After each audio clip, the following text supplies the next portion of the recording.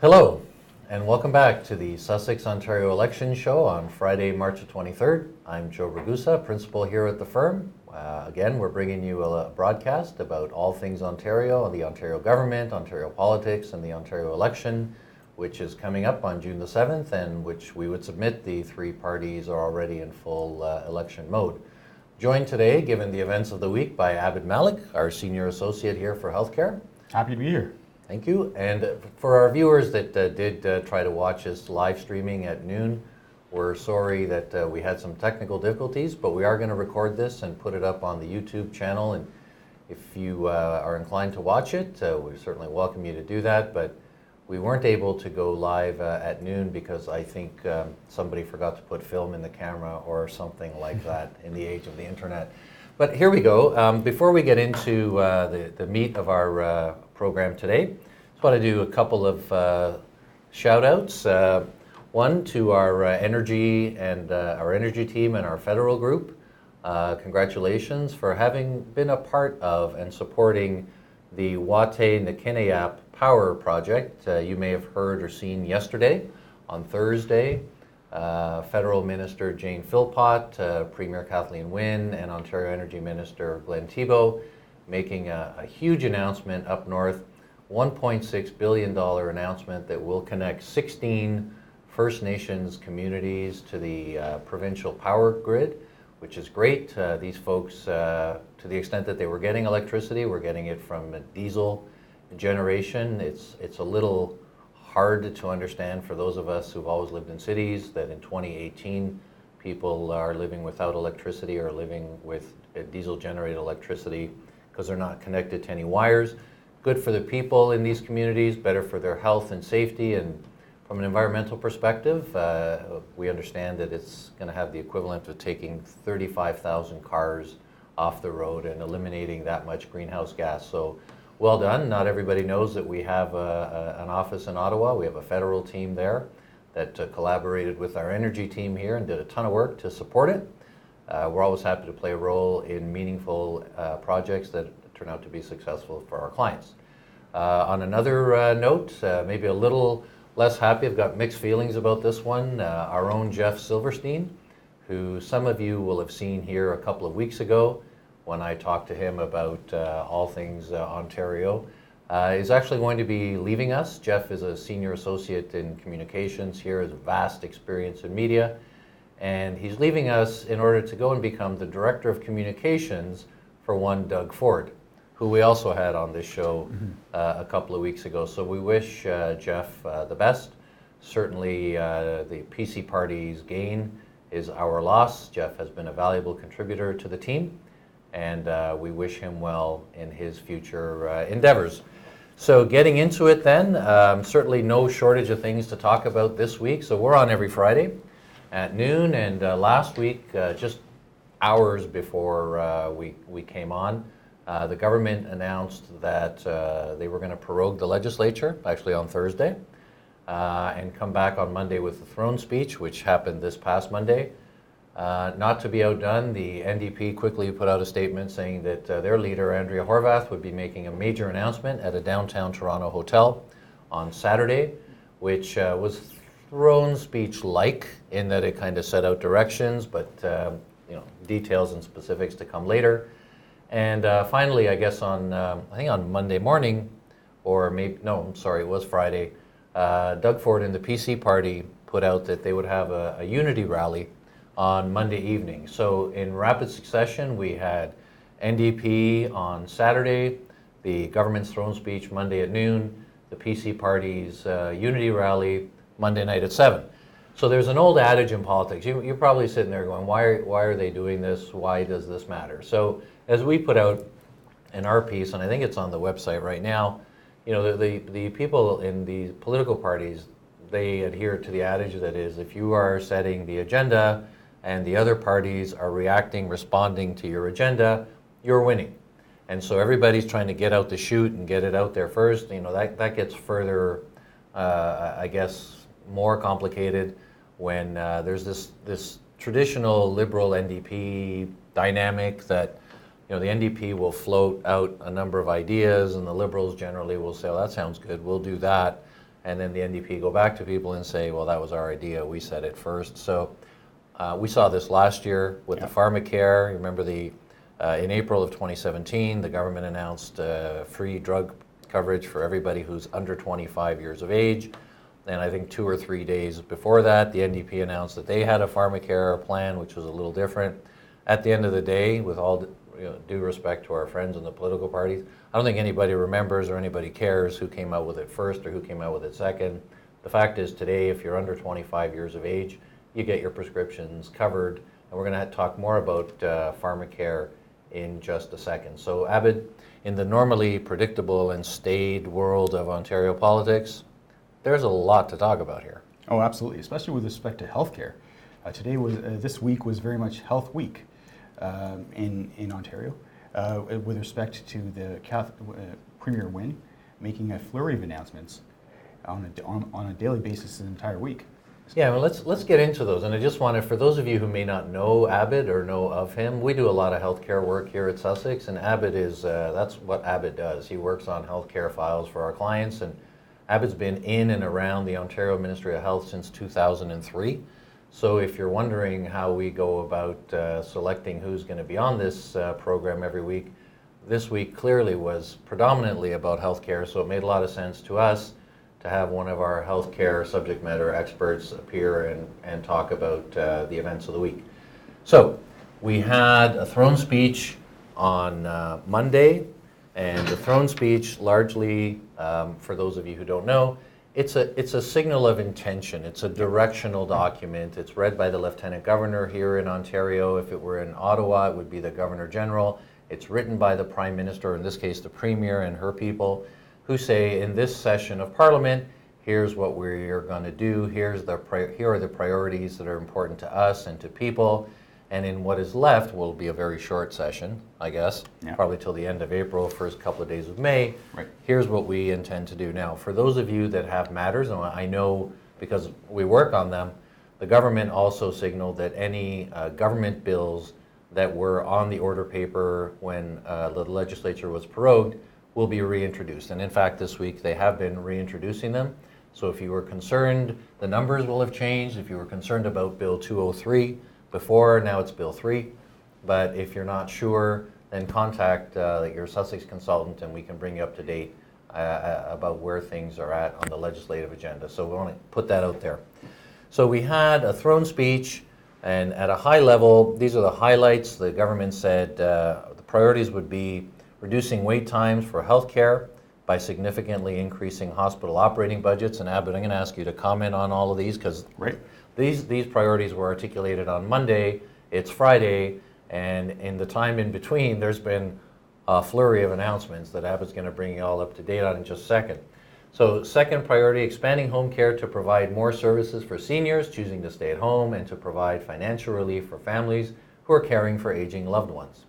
Next, making historic investments in mental health and addiction services so people of all ages can get the care that they need. Additionally, ensuring more people without a drug and dental benefits plan will have access to more affordable prescription drugs and dental care.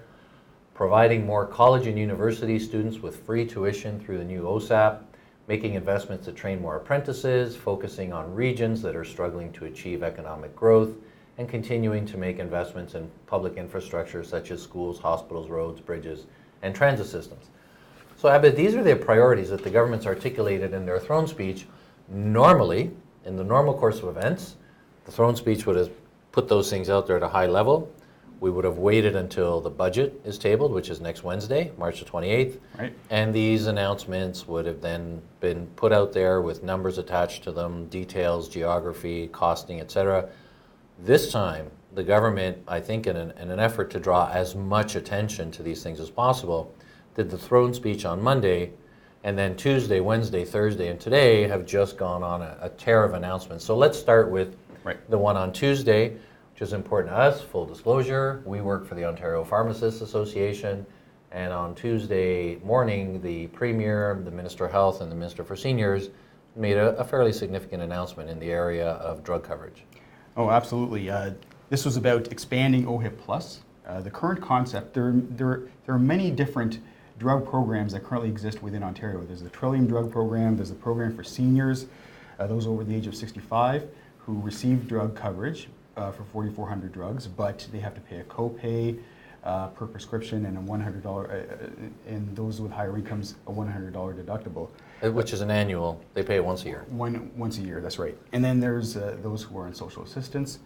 And then there's OHIP Plus, which is a different model, whereby, yes, they are covered for those 4,400 drugs, and for those who are under the age of 25, but they don't have to pay a copay when they go to the so it's pharmacy. completely free. Completely free. So this notion of free is a concept that I think, generally speaking, is popular with Ontarians. Anything that help reduce healthcare costs, reduce monthly costs, is something that, and to make life affordable, is something that I think Ontarians want to see, and I think government, in this case the Liberal Party from a political perspective, is trying to achieve as well. So the idea is to extend that model to seniors, those who are over the age of 65. Currently in Ontario, those who are over 65 pay a copay of $2 if they're lower income, or if they're higher income, that is those who are approximately over the income level of $30,000 a year, pay a $6.11 copay for every drug that they receive. And they also have to pay on August 1st of every year the first $100 of their medication costs. That's the deductible. That's the $100 deductible. So all that goes away, and the government estimates that seniors will save on average about $250 each per person. Again, comes back to this notion of affordability, increased access. There has been concern in those in drug policy that people were not taking their medications on time. They were not adhering to their medication regimen because of the issue of cost. And I think that part of what they were trying to do from a policy perspective was to increase that adherence, reduce barriers to medications, and hopefully keeping any complications, keeping seniors from any complications that might occur as a result of not adhering to a medication regimen. Okay, and we actually were there when this announcement was made. We were in the audience, and the Minister of Health indicated that the total cost to the Treasury of this program is about $575 million. Right. So the deductible goes, and I guess the pharmacy, rather than asking the senior for the copay, will receive it from the government. It's no secret that some pharmacies, in an effort to help people out, remember, if you're a senior on multiple medications, you're in the pharmacy a lot. Mm-hmm. And $2 at a time, $6.11 at a time, it adds up. So a lot of the pharmacies were waiving the $2 copay in creating financial stresses for themselves in order to help people out, and now they'll be made whole from the government. So good news there. We should just touch on it for a second, because you will have heard that the NDP's pharmacare plan does not stop for people under 25 or start for people over 65. They're talking universality. Now, because we work on this, we know a little bit about it. There's actually 20,000 prescription medications that are acceptable, approved in the world today. The Ontario government maintains a formulary, so a list of drugs that Ontario will pay for. That has about 4,400 drugs on it. So that is what's covered under the OHIP Plus plan for younger people and for the over 65s. The NDP is talking about 125 of the most commonly prescribed drugs. Right. So the Liberals and NDP have gotten into a little bit of who's really universal here. Right. Maybe you could just take a second to talk about what Andrea Horvath articulated this week as well, because she's been out there for about a year on pharmacare, but this week introduced something new. Right. I mean, if you think about pharmacare in terms of a spectrum, those on the more progressive or left-wing point of view, at one extreme, it's fully universal, all drugs, and no copay is completely free. Kind of like the way Medicare is right now, where you just go to your doctor's office and you get seen, you don't have to pay anything out of pocket. But if you move along that spectrum a bit, there is this notion of ensuring that you only cover the costs of the drugs that are the most cost effective, or a certain amount of drugs. So in Ontario, it's the case of there are 20,000 drugs, as you mentioned, that are approved. Private insurance covers about 15,000 of them, and then the Ontario government, though, only covers 4,400. And then, so I think that what the Liberals are trying to do is they're trying to say that, look, it's not fully universal because we're only making it available to those under 25 and over 65, but we are making it fully free. The NDP, on the other hand, they are okay with the idea of the deductible. Their plan includes continuing the $2 deductible and the $6.11 deductible, copay and the deductibles. However, they are making it universal to all those who need it. But again, reducing that list of medications even further to reduce the overall cost to the ones that, primarily for those chronic diseases, the ones that people genuinely need, and cost issues can really cause significant affordability problems. All right, and we also heard Andrea Horvath this week introduce the notion of dental care. Right. Why don't you take a minute and tell our viewers what she was talking about there? Right. I mean, it'll lead up to the throne speech. As Andrea Horvath and the NDP made a big splash with respect to a new dental care benefit, the timing is interesting. Not only is it before the throne speech, but after the PC leadership, where the PC leadership convention and the race itself was sucking up a lot of the oxygen, the political oxygen. So they felt, I believe, that they had an opportunity to make a big splash, and they did, with respect to a new dental care program that's universal. It's available to all. However, those who have private insurance would retain that coverage, and those employers that do not provide dental coverage to their employees, and there's a minimum amount of coverage that they would need to provide, they would pay for a certain amount. So essentially what this means is that all Ontarians, regardless of your income, would have access to some degree of dental care, but there would be it would be a premium-based system whereby employers paid 75% of the cost and employees paid 25% of the cost, which comes out to about, according to their plans, about $4.55 a week. That the employee would pay? That the employee would pay. But that would be refunded to those lower income employees under $30,000 and on a sliding scale between $30,000 and $50,000 of income. So ultimately the idea being that to make that coverage available, the total cost would be $1.2 billion, which is a significant amount. But but the NDP, I think what they're trying to do is they're trying to convey that they can be the party that's trusted most in healthcare, and they are the party that will expand Medicare to not only include healthcare but also dental care. Right. So again, the NDP is looking to get those left of center voters, those progressive so-called voters that have a belief that government should play an ever-increasing role in the lives of people. And again, as we've talked about, when the polling indicates, and all the political parties are polling like crazy these days, that affordability and the cost of living matter to people, and the status of our healthcare system matters to people. On the affordability and cost of living, I mean, the Ontario government can't do anything about the price of bananas, or really very much in terms of things we buy, but they can intervene on things like prescriptions, and they can certainly make it more accessible, easier to get to, cut the wait times, et cetera. Because I think the research indicates that generally speaking, people in this province are content with the quality of the healthcare. They hate waiting for it, they don't like to pay for it, and they want it accessible all the time. Yeah, and from a political perspective, they say that you can lose an election on healthcare, but you can't necessarily win an election on healthcare. So given where we are in the electoral cycle, where the election is about 2 months away, what the Liberals wanted to do this week was really to firmly plant themselves on the healthcare file to ensure that if anything, they're not going to lose an election on healthcare. So part of this was about this massive investment in areas where they might have been deficient over the past 15 years.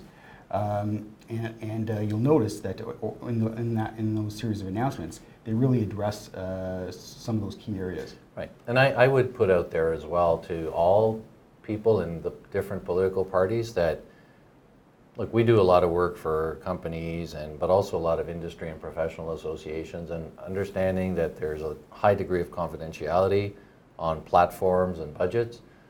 Piece of advice, you should always talk to the people that actually have to provide the health care before you start rolling out big policy, big number things with them that affect them, because you're going to need those people to deliver those services. I'm not going to specify anybody, because we don't only work for the Pharmacists Association, we do work for the Dental Association and a number of others, and they really shouldn't be hearing about your plans for them in the news, especially when you're affecting their incomes and their livelihoods. Probably a good idea to check with them before going forward. Now, kind of an interesting thing that we caught after Andrea Horwath and the NDP made their announcement about dental care and pharmacare, and there was a response put out by Doug Ford's office. It says, statement from Ontario PC leader Doug Ford on the NDP's announcement. And then when we read it, it actually doesn't mention the NDP, and it doesn't mention Andrea Horwath. It mentions Kathleen Wynne twice and Justin Trudeau once. And I would say to people, rather than poo-poo this and say, geez, what an unsophisticated guy this guy is, I think this is a reflection of strategy, that Doug Ford continues to have this laser-like focus on who he considers to be his primary opponent, that being Kathleen Wynne and the Liberals. Absolutely, and if the NDP puts forward a popular initiative such as free dental care, and if that improves the support of the NDP over a period of time, what that does potentially is draw those centre-left voters away from the Liberals, and it actually helps the PCs. So you'll find very little criticism of the NDP from the PC party, unless the NDP gets on a bit of an orange wave and potentially can win power. But what you're finding is that the PC, they're focused on Kathleen Wynne because that's really the opportunity to win the election. Right, and I think it's worth pointing out too that the Ontario Liberals so far, since Doug Ford became leader of the PC party, really have not engaged in smearing him in any meaningful way yet. And as Tim Hudak and even John Tory will tell you, Ontario Liberals are very good at demonizing their principal opponent, and they really haven't started that yet. And I think the polls are reflecting that. One pollster said that Ontario's electoral map is going to be so blue that we're going to run out of paint or shades. But it is still early. Clearly, Ford has momentum, but it's early yet, and we look forward to seeing what and how the Liberals will go about attacking him, quite frankly, because I don't see a lot of evidence that they've started to do that yet. Yeah. So we're going to take a quick break now. When we come back, we'll talk about the rest of the week. Stay with us. For 20 years, Sussex Strategy Group has helped companies and organizations navigate government and bring about successful policy change. Our team of experts understand that it takes more than meetings and phone calls to turn heads and change opinion. It takes insight, strategy, and deep domain knowledge to get things done. In a world that's constantly changing, one thing stays the same. Sussex Strategy Group helps you win. Visit sussex-strategy.com right now and let us help you today. Sussex Strategy Group, 20 years of getting you results. Looking to take your digital advocacy to the next level? Get in touch with our team at Sussex Adrenaline. Sussex Adrenaline is Canada's most awarded digital public affairs agency. Using our proprietary advocacy platform, Vox, supporters of our clients' campaigns have sent over 1 million letters to their local politicians advocating for change. Let us help you design your next advocacy campaign and get the results you need to win. Sussex Adrenaline, digital that actually gets you results. Welcome back. Joe and Abid talking to you about the events of this week, largely healthcare focused. So we had a throne speech from the government on Monday, a pharmacare OHIP Plus announcement on Tuesday. On Wednesday, we saw the Premier and her government make the single largest investment in mental health care ever. I think it's 4 years, $2.1 billion. Just for context, Abid, before I ask you to talk about what's in it, when the People's Guarantee came out in November of 2017, the PC party had indicated the, up until then, largest investment in mental health care in our province's history. That was 10 years, $1.9 billion. So I imagine that as soon as that came out, people at the Ministry of Health set about busily to try to outdo that. And now we're talking 4 years, $2.1 billion. That's a lot of money. Absolutely, and this is an issue that cuts across all party lines. There is a tremendous amount of support. One can only needs to look at the Bell Let's Talk campaign in January to see the degree of support. The last federal election, Justin Trudeau made home care and mental health care two key priorities with respect to federal funding for health care. So this continues along those lines, and I think that what this also talks about is this notion of expansion of Medicare in many ways. When they first conceived of Medicare, the way it was kind of deployed, we really focused on the body and the physical health as opposed to mental health. So the idea of expanding more into mental health, and that includes some areas that were not covered before, such as psychotherapy, such as cognitive behavioral therapy. This particular announcement actually extends those particular services, not maybe universally, but to another 350,000 people over the next 4 years, which is the beginnings of something very significant. Right now, for example, psychologists are not funded, but psychiatrists are. Or if you receive care within the hospital, you're funded for mental health care, but in the community, it's not really covered. So I think that unless you go visit your primary care doctor, and in many cases, they are not connected to some of the local programs that are funded by the government, and to be able to provide that service to their patients.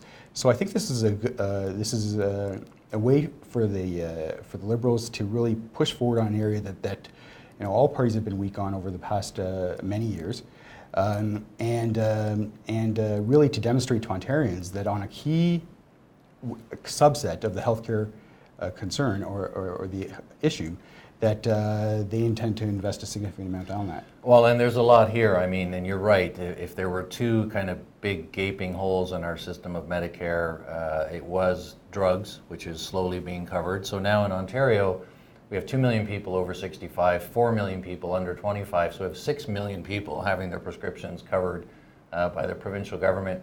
Certainly mental health was a big gaping hole. There are others. I mean, there's vision care. There are other things that are still not covered completely by Medicare, but I think this is good news.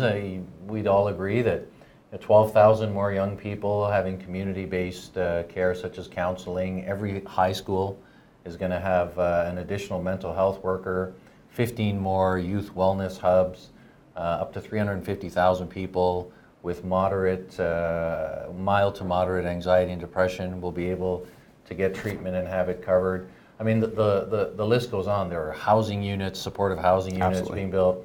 I think we'll probably see some of this money dedicated to addictions.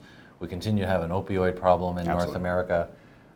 So good news. Now, it was announced at CAMH, the Centre for Addiction and Mental Health, but it's not completely hospital-based, this mental health funding. It's in the community, it's in professionals' offices, and it appears to be, might even be where people live. So this is a good one, and that was Wednesday. Right. So well, it's interesting to it'd be interesting to see how Doug Ford, when they do come out with their U platform, how they respond, whether or not they will make healthcare a significant plank, part of their overall platform, or whether or not they will say, you know what, these announcements, Kathleen Wynne is simply writing checks. That these are things that we can't afford. We can't afford this increase in expansion into Medicare. We can't afford all these different expenditures. So it'll be interesting to see where he lands on this. On mental health, I think that everybody can agree that more needs to be invested, but it's all a question of degree. Yeah, and I think that this, you touched on it, it plays into the strategy here. As we said earlier, normally they would do a throne speech and then they would have a budget and all this stuff would be in a budget. But the events of this week is an attempt by the government to attract as much attention to these things as possible, because budgets typically, what gets reported? The deficit number, the growth number, maybe the healthcare macro number. It's tough, but by having dedicated announcements to all this, I think the government is drawing attention to them as much as they can, having them in the budget. And we had talked even internally about, do we think the Liberal government will table a budget and not pass it and then have that become the ballot question, or do we think that they're going to table it and pass it and put to the people that these other parties will undo what we've done? I would say, based on the events of this week, my guess, that not based on any insider information, is that in fact they will pass it and then put the question to the people that, we've done this. Right. And they voted against it. I mean, Andrea Horwath already announced she's voting against the budget without having seen it. Right. Others, perhaps more on the right side of the spectrum, are saying it's going to be a big deficit budget, therefore I can't support it. I think our take is that, let's wait and see what's in it. Certainly the deficit or the size of the deficit, whether or not it's balanced, is one of the criteria that we would evaluate a budget on, but not the only one. So I think that they will pass the budget, and they're going to expect the PCs and NDP to vote against it. So during the writ, we'll see lots of the biggest investment in mental health in our province's history. They voted against it. They voted against it. And this beautiful thing on pharmacare and hospital, they voted against it. And I think we're starting to see a little bit of strategy. And that, coupled with the Doug Ford response to ostensibly the NDP's announcement, all about Kathleen Wynne, Justin Trudeau, carbon taxes, etc., this is an indication of what his strategy is likely to be. Yeah, and I think that these are key points in any healthcare platform: mental health, drug costs, and for Kathleen Wynne to put out these big announcements that roll out over a period of 4 years. She's going to say not only did they vote against it, but if you vote for those parties, you're not going to see those investments. They're going to reverse it. Right. And we can see, for example, with OHIP Plus, the expansion to those over 65, it kicks in August 1st, 2019, not 2018. So I think that if another party were to come into power and they disagreed with that, it's possible that they could potentially cut it. So I think that's the kind of dynamic that the Liberals are trying to put up in the lead up to the election. Right on. So on yesterday, so we had Pharmacare Day, we had Mental Health Day on Tuesday and Wednesday. Thursday was Hospital Day. So the government, again, the Premier and the Minister of Health, and this time the Minister of Finance, announced an $822 million enhancement to hospital operating budgets, and this was key. I mean, Right. We've heard a lot in the previous session about hallway medicine and the backups in the ERs. Clearly the government got the message, Right. and is going to try to alleviate some of those stresses. I mean, this is one of those issues, hallway medicine, overcrowding ERs. We just came from a very tough flu season. So people visibly saw their healthcare system, those who visited the ER, visibly saw these people on stretchers, and that has an effect. And in the House, although not everybody watches Question Period like we do, but we're nerds. We're nerds. There are a lot of people, there are a lot of questions in the House, especially from the NDP, who are hammering the Liberals almost on a daily basis on the issue of the crisis, as they would call it, in hospitals, and the need to fund them. Now, it's true that hospitals have been funded. Their funding has been flatlined, or at least kept pace only with inflation over a significant period of time, especially as the government was trying to reduce the deficit and balance the books. But this announcement goes in completely the opposite direction, which is to fund them at 4.6%, $822 million investment, and really trying to play defense on any question about whether or not they're funding hospitals adequately. Imagine if you can do the math that an $822 million funding enhancement represents only 4.6%. It's expensive to run the hospitals in this province. I think if they're not there yet, they're rapidly approaching $20 billion a year. They're the biggest part of our $52 billion healthcare budget. Right. But on this announcement, a little light on details. They did say expansion of essential services, reduce wait times, cardiac care, critical care, chemotherapy, treatment for strokes, hip and knee replacements, and medical imaging. We're expecting, and I think they've already begun a series of what they call echo announcements. So you do the big kind of province-wide announcement, the 822 million, and I suspect today being Friday, the legislature's not sitting. We probably have a bunch of Liberal MPPs in their local communities saying, hey, our local hospital got X amount of dollars as a result of this $822 million funding thing we announced yesterday, and here's how it resonates, here's how it plays locally. Absolutely. I mean, I think that wait times is one area that people measure the quality of their healthcare system. Wait times is a significant area. So out of this 4.6, it's not just for inflation. It's actually for potentially new procedures. And so you're not paying for more of the same, you're actually paying for potentially new procedures. And the hospitals have moved more towards a per unit or a quality-based payment system, where more and more of their budget is less on a sort of a global budget and more on a per unit basis, allowing the government to per procedure, and allowing the government to increase those volumes through announcements such as this. Well, I mean, it's certainly welcome news, regardless of your politics. We've all heard the stories and read the media coverage of people that are waiting a long time for their treatment. Just this morning on the radio, I heard an ad from Ontario doctors, the voice saying, my mom had to wait 218 days for her hip replacement surgery, and that's 217 sleepless nights, and it's the government's fault, is basically what it says. And I mean, clearly, no government wants to, by choice, make people suffer. They have done some fiscal accountability measures in the healthcare sector in the last little while.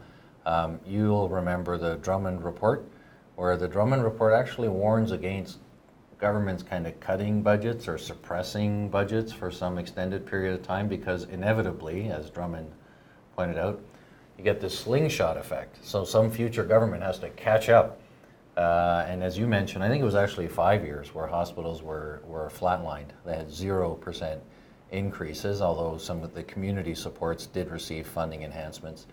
Now we're starting to see a bit of that catching up. And it's big money.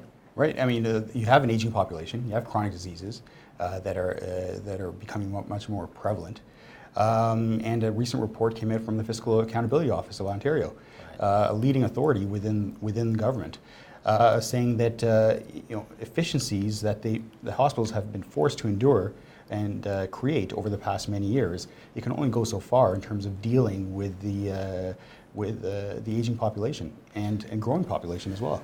Well, I'm glad you said growing, because not that long ago we were talking about an Ontario population of 12.8 million people, and I think the last thing I saw was we're over 14 now.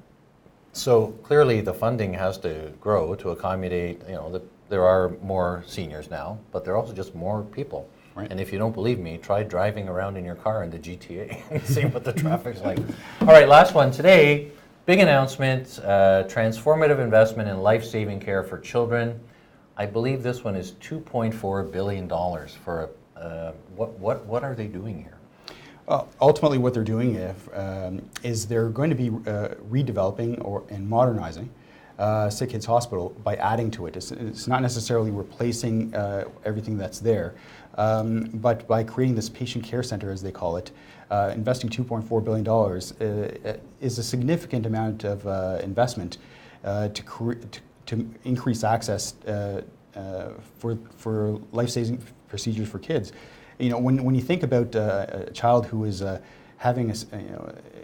enduring a serious disease or needs a serious medical procedure, or even undergoing an asthma attack and needs to go to the ER, a lot of people think about going to Sick Kids.